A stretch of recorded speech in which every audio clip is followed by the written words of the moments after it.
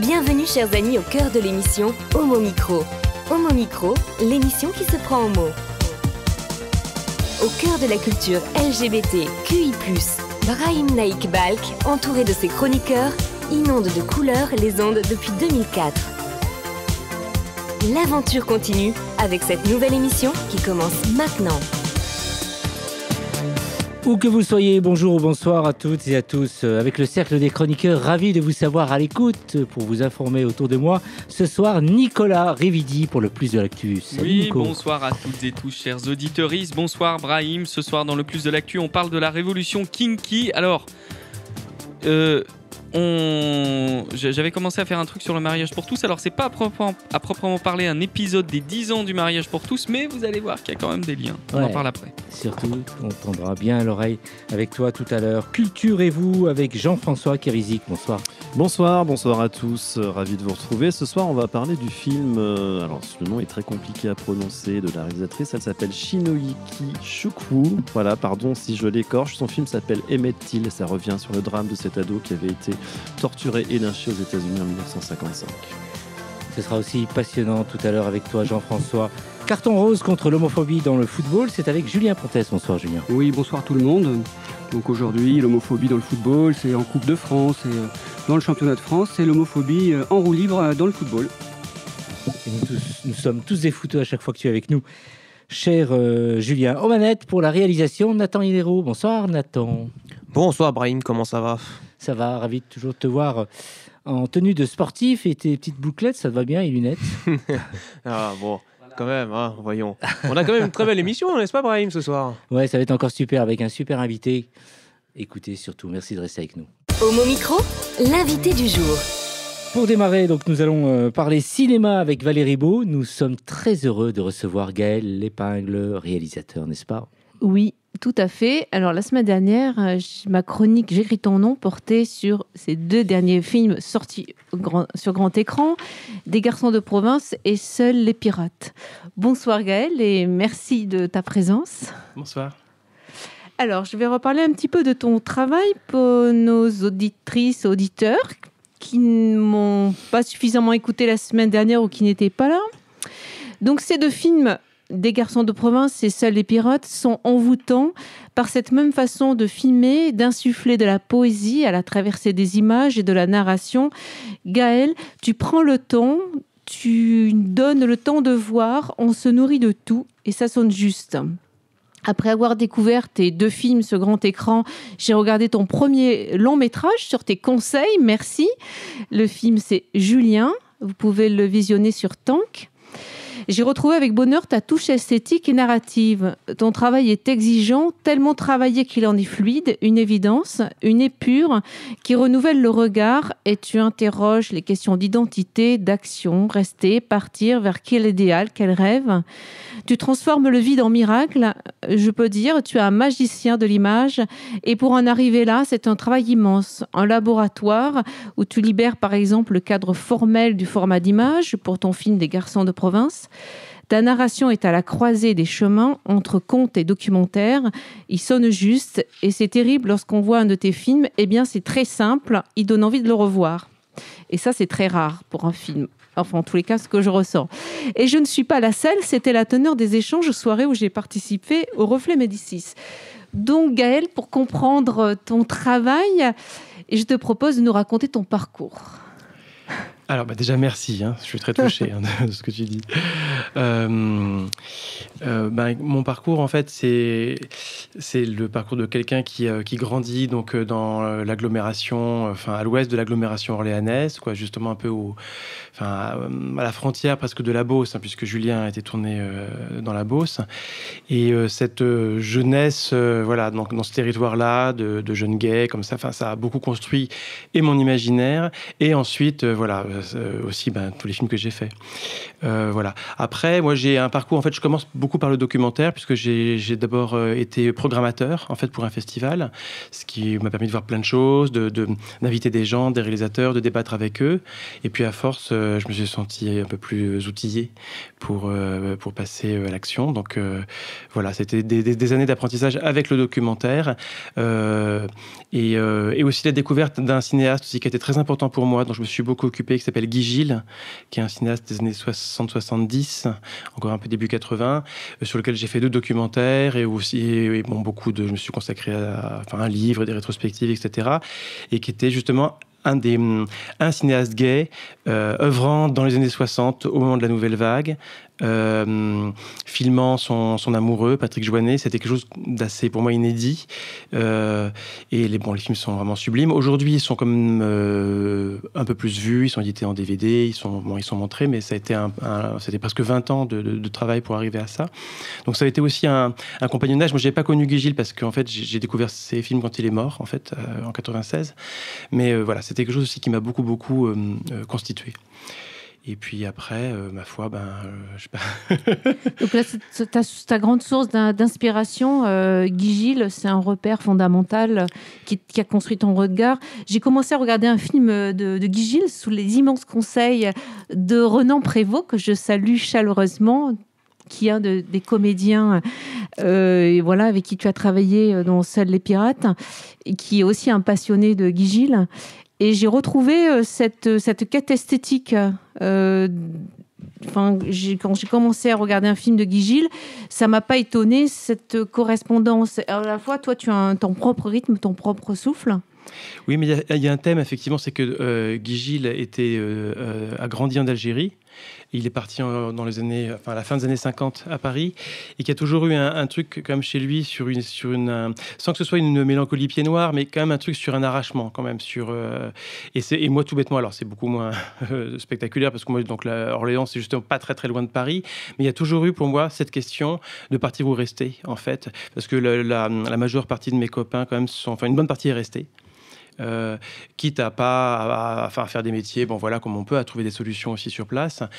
Et moi, je suis parti parce que le cinéma, pour moi, c'était Paris, parce qu'on voyait plus de films, aussi parce que sur l'homosexualité, ça me semblait à l'époque, en tout cas, plus facile aussi d'être à Paris. Mais c'est vraiment resté comme une question, où est l'aventure, quoi ? Est-ce que l'aventure, c'est partir, ou est-ce que l'aventure, c'est l'aventure du quotidien, avec ce qu'on peut trouver sur place pour vivre ou pour survivre ? Et cette question-là, elle est quasiment dans tous mes films. Oui, alors dans Julien, c'est déjà extrêmement exploité et les dialogues sont très travaillés. C'est un film multifacette parce que je pense que tout est bien. Enfin, moi qui suis, on va dire, toulonnaise et attachée à ce bord de mer, je me suis rendu compte à quel point des personnes qui pouvaient habiter dans des villages de bosses et finalement avec un océan de verre, de blé autour d'eux, étaient aussi attachées à leur territoire. Et c'est des questions qu'on retrouve dans le film des Garçons de province. Là, c'est sous la forme d'un triptyque où on suit en fait 3 vies. Et c'est à la fois suffisamment posé, la narration est très poétique, et chacun, avec une sensibilité, va questionner encore ce même sujet. Il y en a un qui est en couple, va-t-il quitter pour vivre autre chose, questionner l'amour aussi. C'est extrêmement varié, et tu travailles aussi, là tu es allé encore plus loin, j'ai l'impression, avec une quête esthétique où tu as retravaillé sur le format d'image. Et une question que je voulais absolument te poser, c'est sur ton travail qui est à la fois extrêmement préparé, et dans les échanges avec la salle, tu questionnes aussi en permanence. C'est comme un laboratoire quand tu filmes. Tu re-questionnes pour aller plus loin, j'ai l'impression. Oui, parce que j'ai pas envie, effectivement, d'une espèce de prêt à filmer, quoi. Donc, c'est des films qui, c'est peut-être aussi du fait que je viens du documentaire, mais il y a la question de l'enregistrement, enfin du présent, de qu'est-ce qu'on peut inventer sur place, elle est toujours très importante. Sinon, il me semble toujours que ce qu'on va filmer ou les personnages de situation va être recouvert par un projet, par un projet qui va plomber ou surplomber les choses. Donc, et c'est vrai que sur Des garçons de province, j'étais content parce qu'on a pu, il me semble effectivement, le fait que ce soit un triptyque, ça permettait d'éviter les grosses questions de narration, l'arc narratif un peu surplombant, et d'être vraiment dans la saisie de moments comme ça, un peu comme ça au ras des êtres, et je dis souvent de montrer plutôt que de raconter. Et ce qui me semble être un geste de cinéma vraiment essentiel. Et peut-être que voilà, c'est peut-être ça que tu as senti, toi, quand tu... Oui, et ça donne aussi, entre ton ressenti et la façon dont tu filmes, il y a quelque chose d'intemporel. C'est comme si ça allait pas vieillir parce que les générations se suivent et se posent la même question. Les questions que toi, tu t'es posées il y a pas si longtemps, mais les nouvelles générations, ceux qui ont 15 ans aujourd'hui, on va dire encore plus jeunes que dans ton film, ils se posent les mêmes questions et c'est un grand saut aussi, même si c'est facile de voyager, même si il y a Internet, c'est toujours présent. C'est vrai qu'en même temps que pour moi, quand je dis province, parce que le terme paraît un peu désuet ou même parfois même péjoratif, pour moi c'est un terme fort parce que c'est aussi le romanesque du 19e siècle aussi qui est inscrit là-dedans, mais en tout cas c'est aussi pour moi pas seulement un espace mais un temps qui passe plus lentement qu'ailleurs peut-être, ou qui parfois ne passe pas, enfin quelque chose comme ça d'assez suspendu, et c'est peut-être ça aussi qui donne le côté un peu atemporel dont tu parles aussi de ces films. Alors, je me suis posé une question, donc je te la pose aussi. Si tu as une source d'inspiration de films asiatiques, et je pense au réalisateur coréen Kim Ki-duk, avec sa touche onirique particulière, dans un été, un printemps, j'ai oublié le nom du film, mais avec ce côté lent, mais c'est une magie aussi, parce que c'est à la fois lent, mais jamais on s'ennuie. Et la province n'a pas l'air ennuyeuse du tout avec toi. En tout cas, je suis content que les films soient pas emmerdants, ça c'est sûr. Mais après qu'il y a quand même de l'expérience de l'ennui. Quand même, certains personnages la font quand même. Je veux dire, dans Julien, les mômes qui font des tours de mobilette dans leur lotissement parce qu'ils ont rien d'autre à faire, ou même d'ailleurs le jeune homme des garçons de province qui traverse son village en talons parce que voilà, juste cet après-midi-là, il y a rien. Donc c'est pour tromper l'ennui, mais la question de l'ennui, elle est quand même prégnante. On se la coltine. En tout cas, dans ces territoires, ce que je précise quand même souvent aussi, c'est des endroits un peu anonymes où il n'y a pas une forte identité territoriale aussi. Si j'étais venu de Bretagne ou de je sais pas d'où, peut-être que je raconterais pas la même chose. Mais quand on habite à 100 ou 150 km de Paris, les villes sont un petit peu aspirées comme ça par la proximité de Paris. Et on peut vite s'emmerder quand même. Oui, mais l'esthétique est de toutes les provinces, et c'est pas du tout péjoratif. Dès que, avec les routes, le calme, ou les transports, les camions, on attend le bus. On s'y reconnaît. D'ailleurs, dans la salle, les personnes d'origine variée, de province, se reconnaissaient. Mais parce que j'essaie quand même de filmer sans jugement, déjà, le paysage, et puis que sans doute, mine de rien, il y a quand même une tendresse. C'est quand même pour ces espaces. C'est là où j'ai grandi. Donc, je ne peux pas être dans un jugement. Il y a quand même ça nourrit mon imaginaire. Donc, moi, je les aime, ces arrêts de bus, ces camions qui passent. Oui, moi, j'aime ça. Et tu nous les fais aimer. Moi, vraiment, je les ai vus autrement. Ça a changé mon regard. Je voudrais connaître le retour en province, justement, du film. Tu en avais parlé. Tu allais avoir, justement, des projections. Alors, c'est vraiment, ça démarre tout juste, hein, vraiment. Là, ça a beaucoup été quand même des projections parisiennes pour l'instant. Donc, et puis ça dépend aussi. Là, je serais très curieux de le montrer, par exemple, et ça va arriver, hein, dans des petites villes, justement, parce que des grosses villes, c'est à la limite, c'est pas très loin de Paris, quoi. Mais des petites villes comme le film les présente, est-ce qu'il y a un effet miroir pour les spectateurs? Ça, je l'ai pas encore assez expérimenté, mais ça va arriver là dans les jours qui viennent. Donc, je suis curieux de voir ce qui se passera. Donc voilà, donc je vous encourage tous à voir le film. Et maintenant, alors, quels sont tes projets? C'est plutôt des projets de théâtre, là, pour l'instant. Voilà, donc là, il y a une pièce musicale là, pour l'automne qui se présente. D'accord, voilà. Écoute, tu n'hésiteras pas à venir vers nous. On pourrait vraiment parler des heures, et d'ailleurs, c'est un bonheur, après chaque projection, lorsque tu es présent, les échanges avec la salle sont passionnants. Voilà, tes films sont vraiment d'une immense poésie et moi-même, ça me donne envie encore de le revoir. En tous les cas, parmi les 3 que j'ai vus, je vous encourage.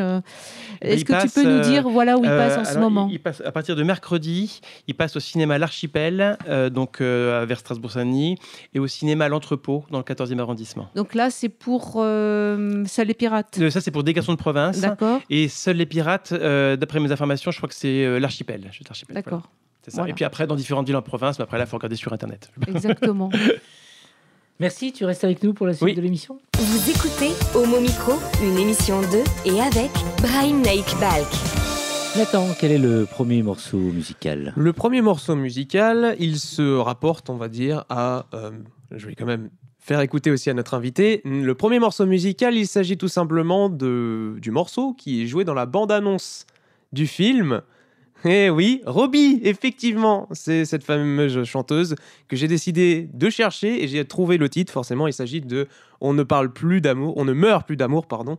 Et donc, ce soir, je vais du coup vous faire écouter ce fameux et magnifique morceau de Robbie.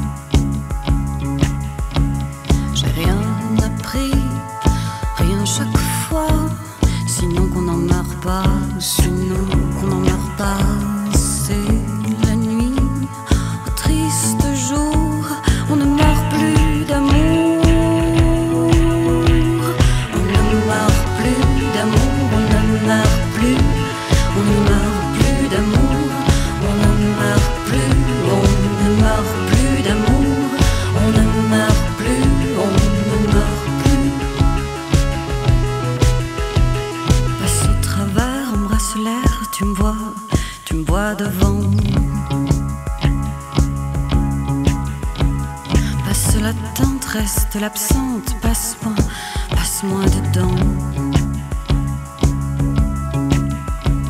J'ai rien appris, rien chaque fois. Sinon qu'on n'en meurt pas,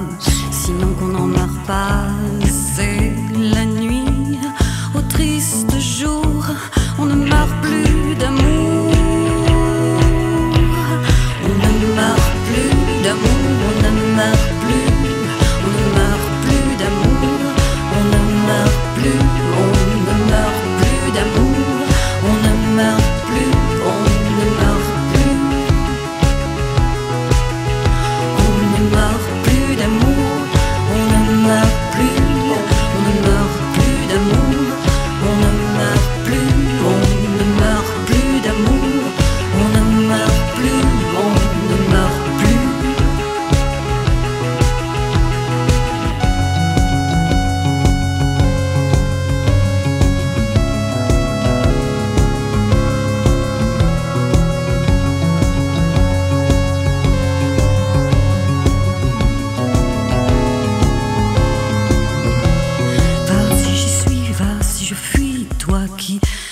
Qui essaye,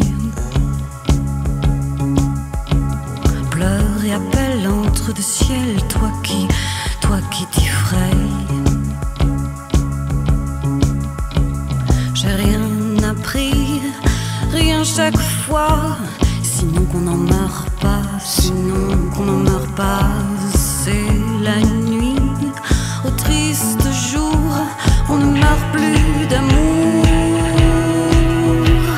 On ne meurt plus d'amour, on ne meurt plus, on ne meurt plus d'amour, on ne meurt plus, on ne meurt plus d'amour, on ne meurt plus, on ne meurt plus. On ne meurt plus d'amour, on ne meurt plus.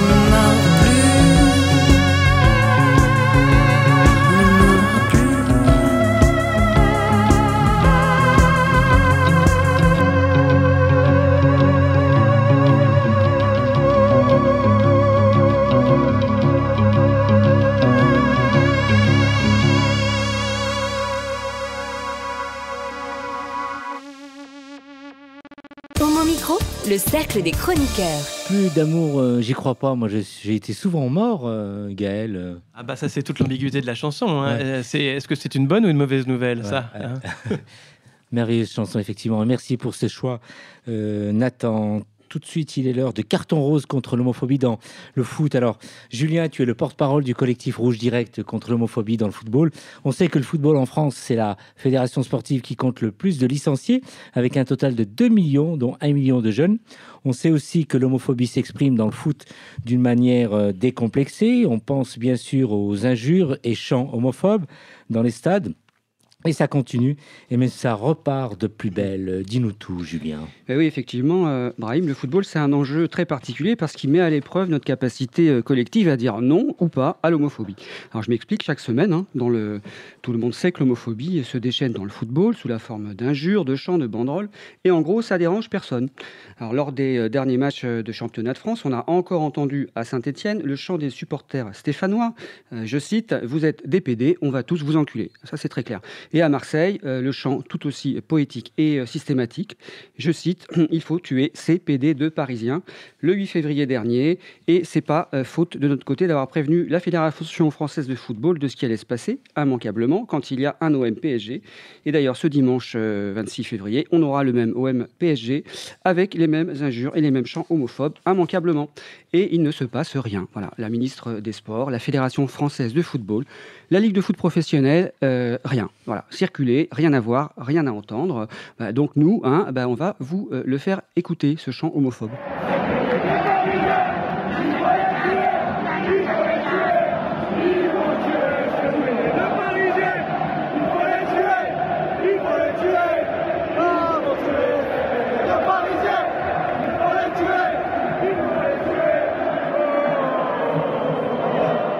Nous, au collectif Rouge Direct, désolé, mais on ne s'habitue pas à ces chants homophobes.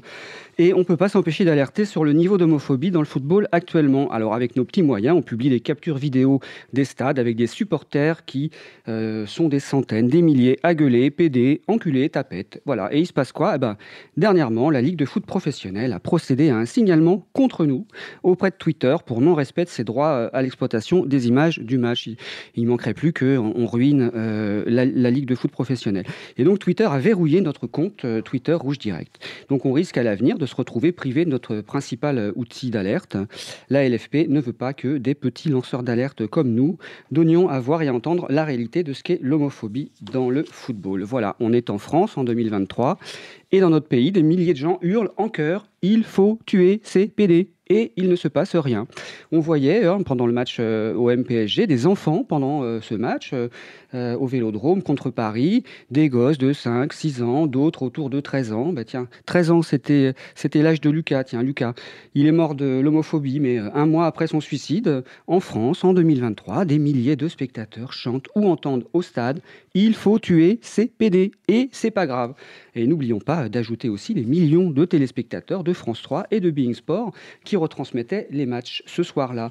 On a interpellé l'Arcom et on attend toujours une réponse. Voilà. Mais on va revenir aux choses sérieuses quand même, aux vrais problèmes. Parce que franchement, le vrai problème en ce moment, on sait bien ce que c'est que des associations LGBT soient accueillies dans des établissements scolaires pour des actions de prévention des LGBT-phobies. Oui, le vrai problème, il est là. Et c'est pas moi qui le dis, mesdames, messieurs, c'est notre président, Emmanuel Macron. Alors on écoute le président Macron, c'était en avril 2022, alors qu'il était candidat à sa réélection. Êtes-vous favorable à l'idée que les questions d'orientation sexuelle et d'identité de genre soient traitées au sein de l'école de la République ? Et si oui, à quel âge ? Je ne suis pas favorable à ce que ce soit traité dans l'école primaire. Je pense que c'est beaucoup trop tôt. Je suis sceptique sur le collège. Mais ma position n'est pas arrêtée. Oui, c'est vrai, quoi. Il manquerait plus que ces gens-là viennent expliquer dans les établissements pourquoi on est toutes et tous égaux en droit et en dignité, pourquoi on doit respecter, point barre, une fille qui aime une fille, un garçon qui aime un garçon, une fille qui se sent garçon ou un garçon qui se sent une fille, etc. Il manquerait plus qu'on aide des jeunes en détresse à se sentir juste un tout petit peu mieux et qu'on évite qu'ils se donnent la mort. Bref, je résume, les LGBT-phobies en France sont systémiques et il faudrait sans attendre déployer sur le terrain des plans d'action ambitieux pour qu'elles cessent de détruire des vies. Mais on l'aura compris, les conditions en particulier politiques ne sont pas du tout réunies actuellement pour que ces plans d'action voient le jour. Le message est passé. Merci Julien de nous remonter le moral. Est-ce que par hasard, tu n'aurais pas quelques signaux, je dirais, d'espoir à nous signaler, Julien? Ah bah oui, bien sûr, Brahim. 30 secondes, j'y arrivais et j'allais y venir. Tiens, regarde, par exemple, les médias font preuve de tellement de mesures, tellement de pudeur, tellement de dignité dans le traitement de l'affaire Palmade. Il n'y a pas un amalgame, pas une outrance, pas une caricature sur le mode de vie des gays. Ok, ça, c'est pas franchement le bon exemple. Alors, on va reprendre un vrai exemple. On va reprendre sur le foot, tiens.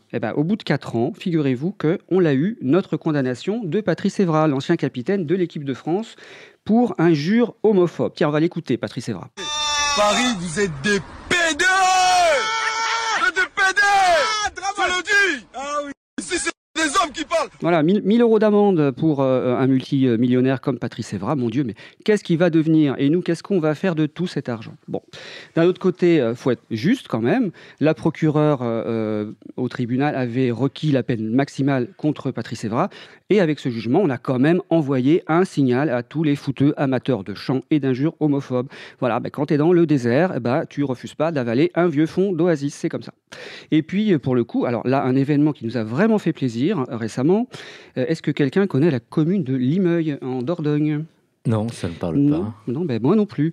Et je ne connaissais pas Limeuil jusqu'à ce que ce jour du 11 février, un jour historique, lors duquel les arbitres ont tout simplement décidé d'arrêter un match amateur contre Périgueux, car ils commençaient à en avoir un peu plein les oreilles des injures homophobes des supporters de Limeuil qui était mené 2-0 contre Périgueux. Et l'histoire ne dit pas si la Fédération française de football a félicité ces arbitres, si elle leur a proposé un soutien, un accompagnement pour un éventuel dépôt de plainte, vu que l'injure homophobe c'est quand même un délit. Mais on sait que la FFF, Donald Le Gret, est très très pudique sur tout ce qui concerne l'homophobie. Voilà. En tout cas, bravo à ces arbitres. Le cercle des chroniqueurs. On pourrait même dire qu'il devrait y avoir un avant et un après Limeuil. Et pour en revenir aux LGBT-phobies en milieu scolaire, il doit y avoir un avant et un après Lucas. Comme il aurait dû y avoir un avant et un après Douna, un avant, un après Avril, un avant, un après Dina, ces lycéennes, ces étudiantes, lesbiennes, trans, qui se sont donné la mort après avoir été injuriées, harcelées. C'est notre devoir à nous toutes et à nous tous aujourd'hui. Et c'est pour cette raison que notre collectif a lancé une proposition de lettre ouverte au ministre de l'Éducation nationale, Pap Ndiaye, que Tétu a publié ce mardi.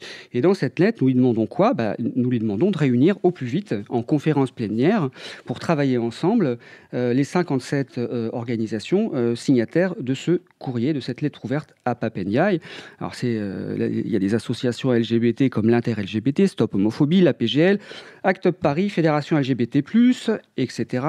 Mais aussi le collectif Éducation contre les LGBT-phobies en milieu scolaire, qui regroupe la FCPE, l'UNEF, les lycéens de la Fidèle et des représentants des personnels. Voilà. Donc je ne peux pas citer tout le monde, mais ce que vous allez faire, c'est que vous allez aller sur le site de Tétu, regarder la lettre ouverte pour voir la liste entière des signataires. Et puis vous pouvez même, pourquoi pas, interpeller votre député pour qu'il soutienne cette démarche qu'on a initiée auprès du ministre de l'Éducation, Pap Ndiaye. Parce que nous devons exiger sans attendre un plan d'action concerté, concret et à la hauteur des enjeux. Si on ne demande rien, on n'obtient rien. Et il est urgent de libérer la parole dans tous les établissements scolaires, de dégager les moyens humains et financiers pour lutter réellement et en profondeur contre les LGBT-phobies. Il est urgent de lever les freins qui sont terribles parfois sur le terrain de la part des personnels de direction, des personnels d'éducation ou les parents d'élèves. Sans lutte, il n'y aura pas de victoire. Ça vaut aussi bien pour l'homophobie que pour le football. Ça vaut aussi bien pour l'homophobie dans le football que l'homophobie à l'école. Alors il faut se battre. Pour Lucas, c'est trop tard. Mais pour tant d'autres, il est urgent d'agir et on n'a pas le droit de les laisser tomber. Merci Julien. Moi je suis quand même assez scandalisé des propos d'Emmanuel Macron en avril 2022, justement avant les élections, en ce qui concerne les interventions en milieu scolaire. J'espère qu'il a changé depuis. Alors, pour le moment, Pap Ndiaye a fait des annonces qui sont assez insuffisantes, même très insuffisantes, mais lui, non, il n'a pas repris la parole, le président, sur ce sujet. C'est le ministre de l'Éducation qui a la manœuvre et on attend de le rencontrer pour lui exprimer tout ce qu'on attend. Ouais. Scandalisé aussi, Nicolas Rividi. Oui, évidemment. Enfin, on ne peut être que scandalisé, aussi bien par les propos de Macron que par ce qui se passe dans le football. Moi, je veux juste tirer mon chapeau à Rouge Direct, parce que pour avoir été un associatif pendant très longtemps, je sais à quel point c'est difficile de travailler en ayant l'impression de prêcher dans le désert, parce que les ministères ne nous entendent pas, parce que les institutions ne vous entendent pas, et voilà. Mais c'est un travail nécessaire, et donc voilà, il faut encourager ces initiatives-là, et c'est à force de démontrer ces évidences que nous obtiendrons gain de cause, on l'espère, de notre vivant. Valérie. Merci. Oui, bravo de lancer l'alerte parce que effectivement, moi, de ce que j'ai vécu des stades de foot, on va dire en province, à Châteauroux, lorsqu'un de mes fils jouait de façon passionnée au foot, donc ça a duré quand même quelques années, bien une dizaine d'années. Là, je n'ai jamais entendu sur les bancs de touche, on va dire chez les jeunes et dans le stade de la Berrichonne de football, effectivement, je n'ai jamais entendu d'insultes, on va dire LGBT-phobes. Mais on ne se rend pas compte à quel point c'est développé, et le fait que la fédération ne mette pas le haut là, eh bien, qui ne dit mot consent. Donc c'est extrêmement, extrêmement grave. Donc merci de nous alerter, parce que le fait d'enregistrer, même si le compte Twitter est coupé, vous faites archive, enfin c'est dénoncé, c'est quelque chose qui prend acte et à s'organiser autrement pour le rendre public et pour le renvoyer et agir. Et effectivement, je vais me précipiter à signer la pétition et que toutes et tous on puisse le faire, et dès qu'il y a des actions comme ça, qu'on soit avec. Merci. Nicolas ? Oui, je pense qu'il faut aussi avoir en tête qu'en France, la Fédération française de football est quasiment une entité en elle-même qui ne reçoit d'ordre de personne. Et on le voit bien d'ailleurs dans d'autres pays européens où il y a des problèmes de racisme, d'antisémitisme, d'homophobie, etc. dans le sport et notamment dans le football. Les réactions sont extrêmement différentes. En Angleterre, par exemple, ça ne se passe pas du tout pareil. Et pourtant, à un moment, ça a été beaucoup plus dur. Mais il y a une force que l'État arrive à imposer au football, qu'en France, l'État n'arrive pas à imposer au football. Jean-François ? Oui, alors déjà, je veux dire, Julien, ta chronique était vraiment très, très claire et très pertinente. Merci. Donc, bravo. Et moi, je suis toujours surpris quand on entend des gens comme Macron ou d'autres s'exprimer sur des sujets, mais avec quelle légitimité. J'entends qu'en tant que président ou présidente, on peut avoir un avis, il n'y a pas de souci. Mais de là à expliquer aux gens ce qu'il faut faire sur des sujets qu'ils méconnaissent totalement, je trouve ça un peu dangereux quand même. Voilà. Comment réagissent un peu les associations de foot LGBT amateurs de France ? Est-ce qu'elles soutiennent Rouge Direct ? Oui, on échange beaucoup avec le football Paris Arc-en-Ciel qu'on salue, avec Jean-Baptiste Montarnier des supporters LGBT de l'équipe de France, qui est reconnu par la FFF. Mais vous voyez, il n'y a pas eu de message de la FFF pour signaler que il y avait maintenant un club officiel LGBT de supporters de l'équipe de France. Jean-Baptiste attend toujours que la FFF communique tout simplement pour dire on est assez fiers d'avoir un club de supporters LGBT pour l'équipe de France. Nicolas disait qu'en Angleterre, ça se passe totalement différemment. Il y a plein de clubs de Premier League qui ont des clubs de supporters. Ça se passe très très bien. Je pense à Liverpool par exemple, avec Jürgen Klopp qui fait des bisous aux supporters LGBT. Ça pose aucun problème à personne. Ça coûte rien, ça fait avancer les mentalités. Nous, avec la LFP et la FFF, c'est une catastrophe. On est les derniers de la classe. C'est plus possible. Dernier de la classe aussi, ce qui concerne les footballeurs gays, homo, pas beaucoup se révèlent et font leur coming out. Alors dernièrement, à l'étranger, je ne sais plus dans quel pays, tu peux peut-être nous citer, donc un jeune joueur de foot. Oui, en République tchèque, un international de foot a fait son coming out, c'est formidable. Alors la LFP s'est vantée de faire un tweet pour dire bravo mon gars, t'as fait ton coming out, mais elle aurait dû ajouter, en tout cas en France, vous s'attendez pas à ce qu'il y ait un coming out parce qu'on crée juste pas les conditions pour que ça arrive, mais bon, voilà, elle est très cynique, la LFP, dans ce domaine de l'homophobie. Voilà. Merci Julien. Merci à vous. Merci, tu restes avec nous et à une prochaine fois pour une nouvelle page foot. Et tout de suite, on enchaîne avec Nicolas Rividi. Homo Micro, le cercle des chroniqueurs. Le plus de l'actu avec Nicolas, donc avec toi ce soir, on parle de kink, c'est ça. Alors moi personnellement, je ne connais pas ce mot et peut-être que je l'ai très mal prononcé. Peux-tu nous dire de quoi il s'agit ? Oui, là, Brahim, j'ai quand même l'impression que tu es aussi crédible que Hanouna qui se questionne sur les effets de la cocaïne ou Morandini qui découvre l'existence du chemsex en direct. Mais bon, allez, on va être gentil, on va faire comme si tu découvrais. Donc de quoi parle-t-on ? Le mot kink est un terme anglo-saxon qui regroupe l'ensemble des pratiques sexuelles qui s'éloignent de la normativité reproductive et qui ont souvent à voir avec le fétichisme ou le sadomasochisme. Un rapide coup d'œil autour de la table m'indique déjà que tout le monde est plutôt intéressé ou regarde ailleurs, ça dépend des gens. Bref, rassurez-vous, tout le monde, absolument tout le monde a des kinks. Donc des fétiches. En clair, il y a forcément des trucs que vous aimez plus que d'autres dans le sexe, des choses qui vous électrisent, qui vous disloquent, qui vous turn on, qui font de vous une bouillie informe et vous offrent à l'abandon le plus total. Il s'avère que souvent ce sont aussi des trucs un peu inavouables ou perçus comme tels. Il y a probablement 2 raisons à cela. La première, c'est que ça touche à l'intime. Quoi qu'on en dise, quoi qu'on en pense, la transparence appliquée à soi-même, en général, c'est toujours un peu chiant. Et l'intimité est bien le dernier bastion qui nous reste dans un monde qui est traversé par la surreprésentation individuelle. Alors que nous sommes chacun et chacune guidés par nos propres climax en matière de sexualité, il est donc difficile d'imaginer être compris ou suivi, surtout quand l'objet vient triturer les turpitudes propres à l'humanité. Et voici donc la deuxième raison qui arrive, celle de la pression sociale. Je vais vous raconter un truc qui est arrivé il y a quelques années. C'était le 12 juin 2016. Alors, je ne sais pas si vous en souvenez, mais le 12 juin 2016, à Orlando, oui, un homme armé a froidement assassiné 49 personnes dans un club gay de la ville. Et ce jour-là, à la fin d'une journée pluvieuse ici, qui avait mélangé le sang et les larmes là-bas, avec quelques autres, nous avions organisé un rassemblement en hommage aux frères et sœurs victimes de cet attentat. Alors que nous étions rassemblés, en attendant le début de la cérémonie, 3 garçons sont arrivés avec leur masque de puppy, précédés de laisse et ostensiblement moulés dans leur tenue de latex et de cuir. Il ne fallut pas longtemps ce soir-là pour que la foule ne s'émeuve non du drame qui venait de se produire à quelques 6000 km de nous, mais de la présence de ces garçons pleins d'audace et dont la naïveté leur avait fait croire qu'ils seraient les bienvenus. De ce soir, je me souviens seulement avoir enjoint les plaignants à partir s'ils se sentaient offensés, que c'était en fait eux qui s'étaient trompés de lieu. Ces gens n'avaient pas compris que nous étions justement réunis parce qu'un détraqué biberonné à des fantasmes religieux toxiques avait décidé que nous n'avions pas le droit d'exister comme nous étions. Et voilà que cette morale moisie avait infusé jusque dans nos rangs, au point que certains d'entre nous s'étaient crus fondés à décider qui avait ou non le droit de citer.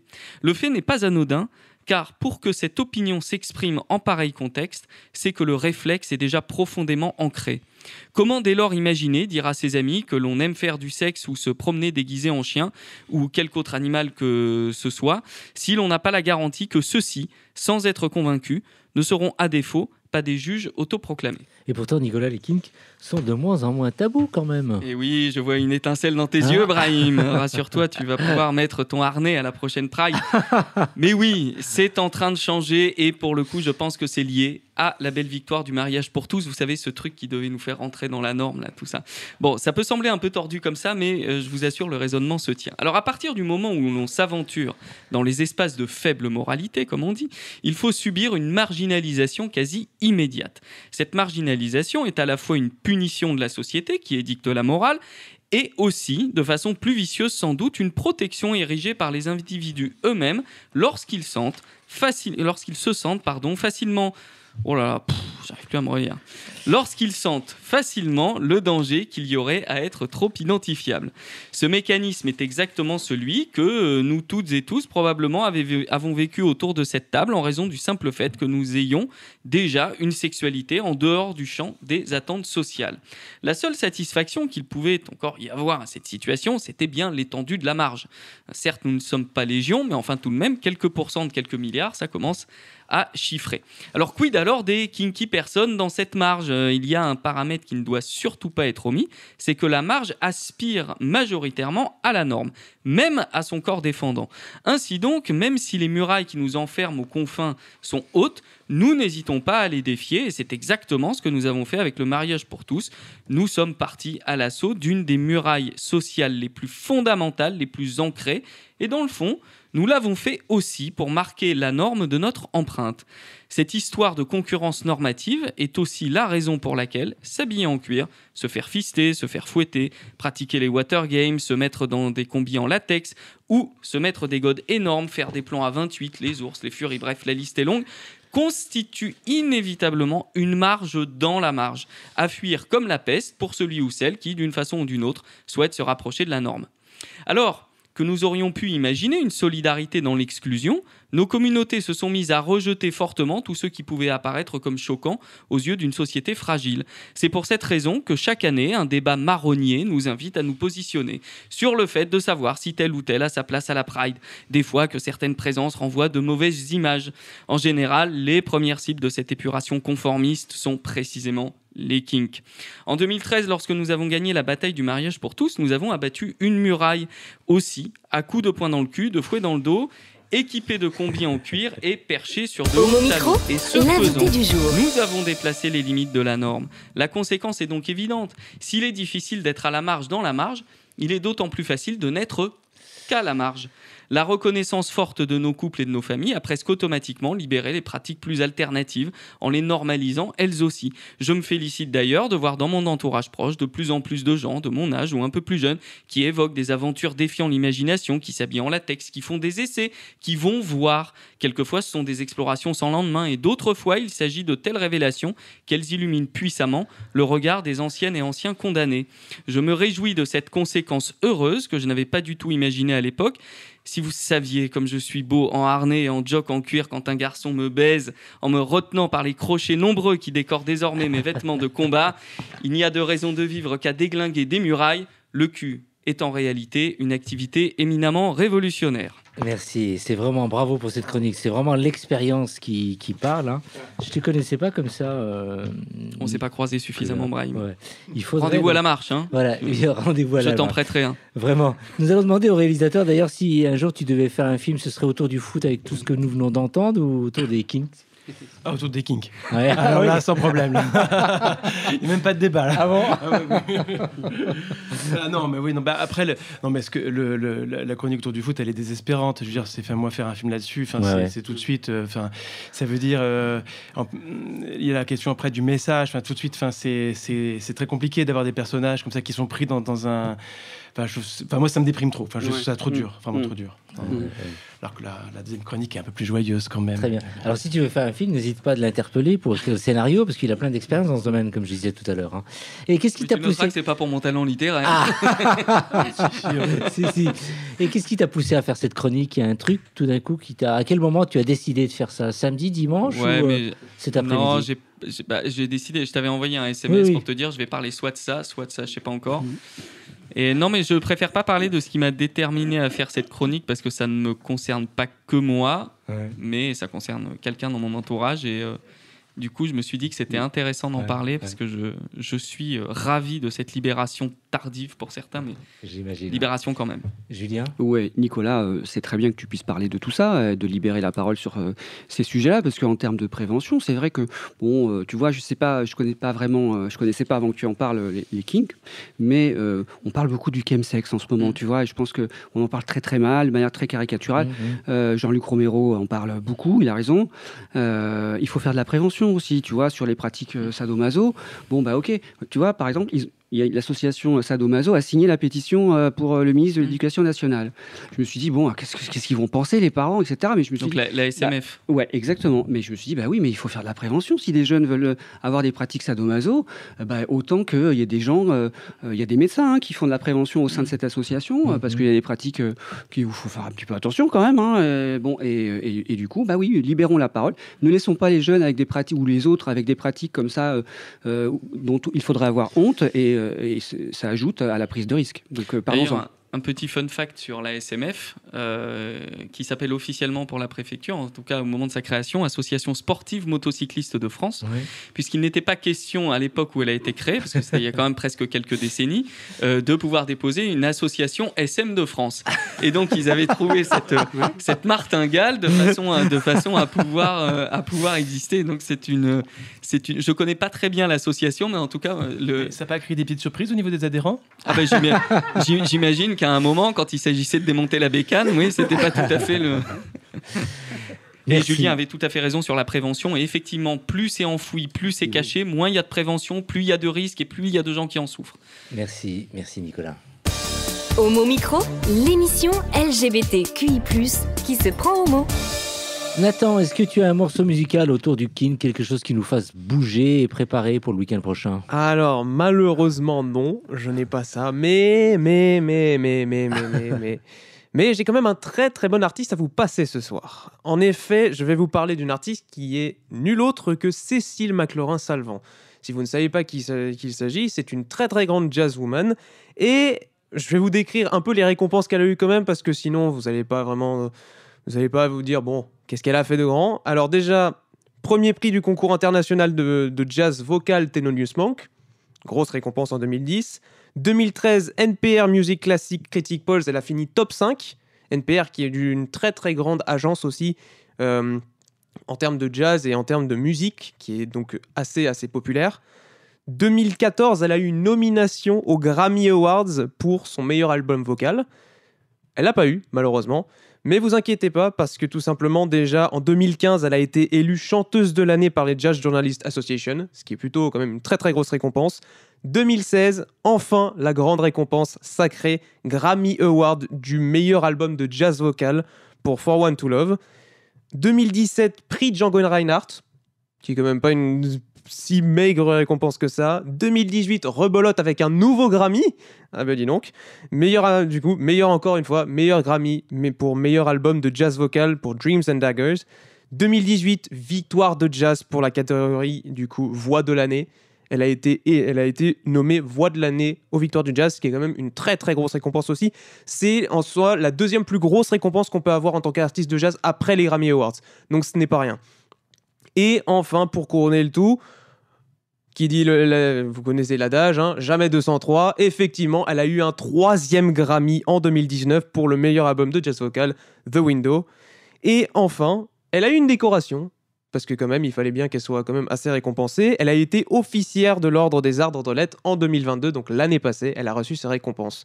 Il faut savoir que cette artiste, du coup, est franco-américaine. Ses parents sont nés à Haïti et en Guadeloupe. Et du coup, c'est grâce à ses origines qu'elle a commencé à se mettre au jazz. Et c'est comme ça qu'on connaît maintenant son nom dans le monde du jazz. Et c'est grâce à ça, on peut remercier aussi ses parents, qu'elle a pu devenir une formidable jazzwoman et qu'elle a pu récupérer toute cette magnifique récompense. Alors ce soir, je vais vous passer un morceau qui est très court et très intéressant, qui s'appelle One Step Ahead. On écoute ça tout de suite. I'm only one step ahead of heartbreak, one step ahead of misery. One step is all I have to take backwards to be the same old fool for you I used to be. I'm only one step ahead of your arms, one kiss away from your sweet lips. I know I can't afford to stop for one moment, 'cause I'm just out of reach of your fingertips. Your warm breath on my shoulder keeps reminding me that it's too soon to forget you. It's too late to be free. Can't you see? I'm only one step ahead of your love. I try, and yet I can't take two.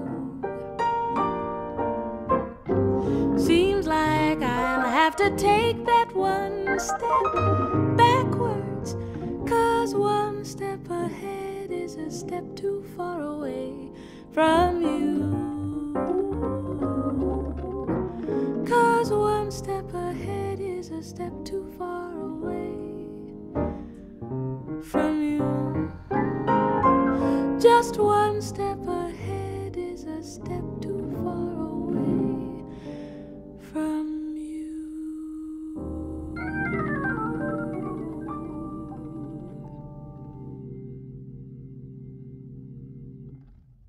Au mon micro, le cercle des chroniqueurs.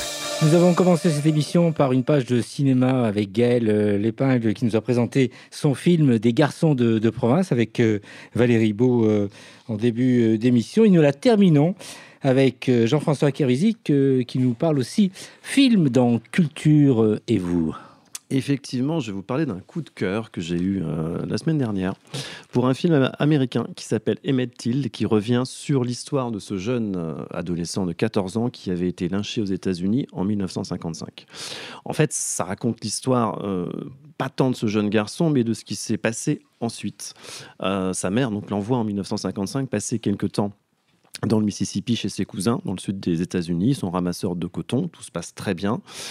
Au préalable, elle lui propose quand même de faire un peu profil bas face aux blancs ségrégationnistes du Sud, en l'enjoignant de ne pas être trop présent, de se faire discret. Enfin, comme il était un petit peu de rigueur malheureusement à cette époque-là, il a 14 ans, il est content de faire un petit voyage, il va se balader, il sourit à une jeune fille, et à partir de là, c'est le drame. Pour sa famille, pour sa mère et pour lui.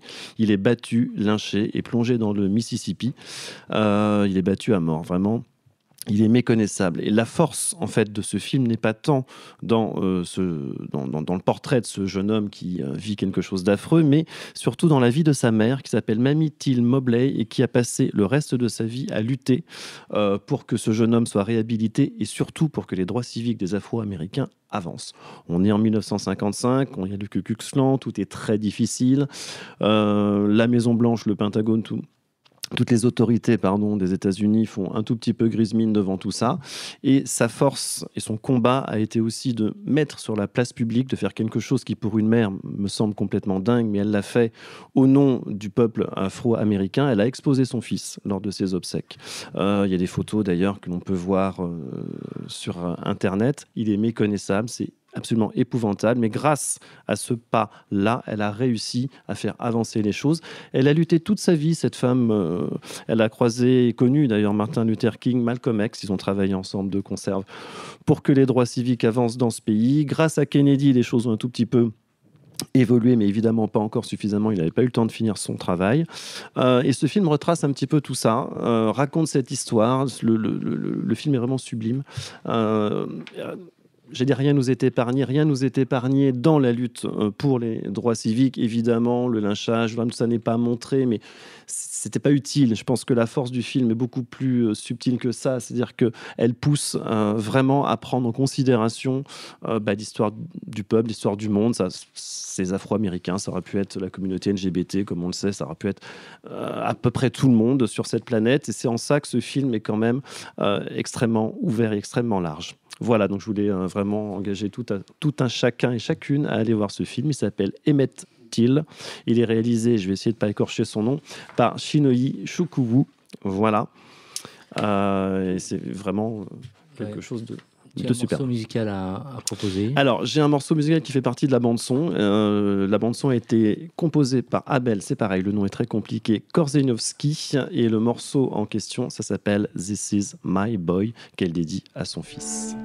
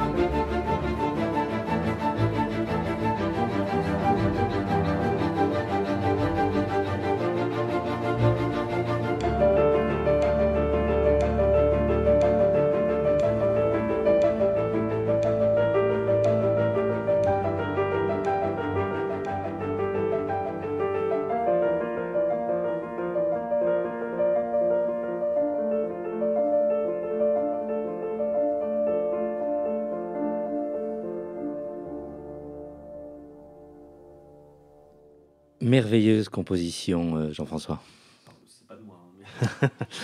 C'est une très très belle bande son. Ouais, c'est très sobre. Ça illustre très bien le film. Je voulais juste pour terminer féliciter un jeune créateur nigérian qui s'appelle Face Oluwajimi, qui vient d'être dans la shortlist pour le prix LVMH en fait. Et il est sous influence un peu de Virgil Abloh. Il fait des choses très belles, très colorées, un mélange de tradition européenne et de tradition africaine. C'est vraiment sublime. J'espère qu'il aura le prix. Vous pouvez aller jeter un œil sur ses créations. Sa marque s'appelle Block et tout ça est sur Instagram. Et puis, je voulais faire un petit coucou juste à Pharrell Williams. Bon, non pas qu'on soit potes, mais je suis très content qu'il ait pris la succession de Virgil Abloh parce qu'il est absolument formidable. Voilà. Tu peux décrocher une interview de lui? Avec grand plaisir, si j'y arrive. Mais alors, il va nous falloir 20 ans pour le convaincre. Merci à tous. Gaël L'Épingle, merci d'être passé par mon micro et à bientôt, j'espère. Merci, oui, avec plaisir, j'espère. J'espère que tu t'es pas ennuyé parmi nous. Ah non, c'était passionnant. Merci Gaël, merci Valérie, à très vite. Oui, à très vite et merci pour vos superbes chroniques passionnantes. Ouais. Merci Julien. Merci à tout le monde. Merci Ibrahim. Donc, à très très bientôt. Au revoir Nicolas. Au revoir, à très bientôt. Salut Jean-François. tout le monde. Ciao. Ciao. À bientôt. Merci d'avoir été à l'écoute. Rendez-vous la semaine prochaine. Mercredi, c'est bien sûr le podcast grâce à notre ami Nathan qui va assurer le super bon montage. Au revoir Nathan, à bientôt. Salut Ibrahim, à la semaine prochaine aussi pour une très belle émission et à mercredi si vous voulez réécouter l'émission en podcast. Bonne semaine à toutes et à tous. Portez-vous bien d'ici là. Ciao. Hey! Oh non! Cette émission est maintenant terminée. Mais un conseil, retrouvez l'ensemble des podcasts d'Homo Micro, l'émission qui se prend au mot, sur toutes les bonnes plateformes de streaming.